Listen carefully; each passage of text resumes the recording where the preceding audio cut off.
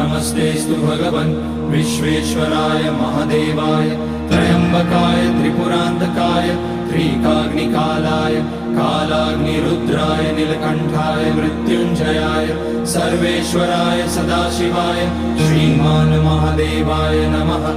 ॐ नमः शम्भवाय च मयोभवाय च नमः शङ्कराय च मयस्कराय च नमः शिवाय च शिवतराय च। ॐ त्र्यम्बकं यजामहे सुगन्धिं पुष्टिवर्धनम् उर्वारुकमिव बन्धनान् मृत्योर्मुक्ष्यमामृतात्। नागेन्द्रहाराय त्रिलोचनाय भस्माङ्गराय महेश्वराय नित्याय शुद्धाय दिगम्बराय तस्मै नकाराय नमः शिवाय। मन्दाकिनी सलिलचन्दन चर्चिताय नन्दीश्वर प्रमथनाथ महेश्वराय